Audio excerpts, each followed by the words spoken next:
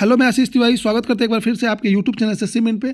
Update ये आ रही है कि आपकी टीसीएस का जो सेवा था वो खत्म हो गया है, क्योंकि कोई भी जो बिड होती है वेंडर का वो 2 साल के लिए होता है, फिर 2 साल बढ़ाया जाता है और मैक्सिमम 5 साल तक आप कर ले जा सकते हैं। तो 5 साल टीसीएस का खत्म हो चुका है, तो अब नए वेंडर है। काफ़ी सारे सवाल हैं कि क्या प्रीवियस ईयर का खेला खत्म हो गया, अब नए क्वेश्चन आएंगे, नए तरीके आएंगे, प्रीवियस ईयर जो पढ़े हैं वो कभी उनका सिलेक्शन नहीं होगा। सबसे बड़ी चीज़ की जो 2 एजेंसी में से एक अभी तक यहाँ पे सामने आ रही है, ये जो पहला नंबर पे है बिड नंबर 29-31-583, इसको फाइनली रिजेक्ट कर दिया गया। इसको एक्सेप्ट है अभी तक, ठीक है, as per recommendation of the committee के आधार पर। तो सबसे पहली चीज़ आपके मन में यही है कि देखिए, पहले जो क्या करता था टीसीएस, जो आपका एग्जाम कंडक्ट कराता था, क्वेश्चन बनाता था, एग्जाम कंडक्ट कराता था, सॉफ्टवेयर प्रोवाइड कराता था, उसकी खुद की सेंटर्स होते थे। तो पहले तीनों काम एक ही करता था, अब जो है काम इसको अलग अलग डिवाइड कर दिया गया है।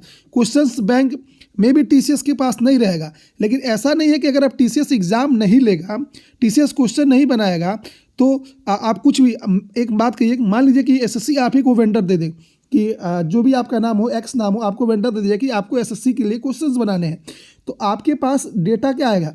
आपको कोशिश करेंगे कि जो पहले एसएससी के क्वेश्चन आते थे प्रीवियस ईयर, उन क्वेश्चंस को आप देखेंगे कि किस लेवल का क्वेश्चन आता था एसएससी में, एमटीएस में कैसे आता था, सीएचएसएल में कैसे आता था, सीपीओ में कैसे आता था, सिलेक्शन पोस्ट में कैसे आता था, सीजीएल में कैसे आता था।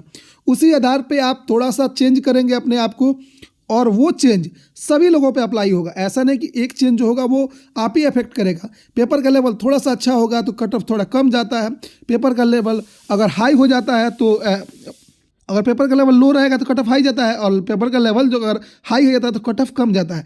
चेंजेस सबके लिए होते हैं। तो देखिए, कोई भी टॉपिक, मान लीजिए टाइम एंड वर्क ही आपने पढ़ा है, तो टाइम एंड वर्क से आपने कंसेप्ट सीखा है, जो भी चीज़ें हैं कि एलसीएम लेके करना है, तो थोड़ा बहुत वो लैंग्वेज में चेंज कर सकते हैं, ज़्यादा कुछ उसमें चेंज नहीं कर सकते, इसलिए पैनिक ना हो। बाकी अभी जो भी चीज़ें हैं अभी प्रोसेस में है, उसके पहले सिलेक्शन पोस्ट का एग्जाम है, सीपीओ का एग्जाम है, और सीजीएल में क्या चेंजेज आएंगे उसमें ज़्यादा आप सोचने की बात नहीं कि बहुत ज़्यादा चेंजेज हो जाएंगे, ऐसा कुछ नहीं होगा।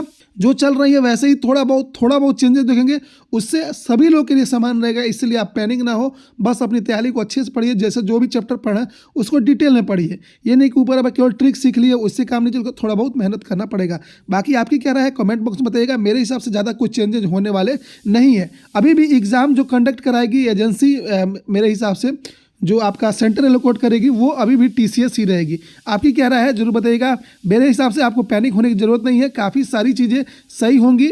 आप इसके लिए टेंशन ना हो कि अपने तैयारी में प्रेशर ना डालें, क्योंकि केवल आपका क्वेश्चन बदलेगा, उससे पहले वो अपना पेपर देखेंगे कि प्रीवियस ईयर में कैसे क्वेश्चन आते हैं, उसी से रिलेटेड पेपर बनेगा। इसलिए आप पैनिक ना हो। आपकी क्या राय है? Bye bye, take care and best.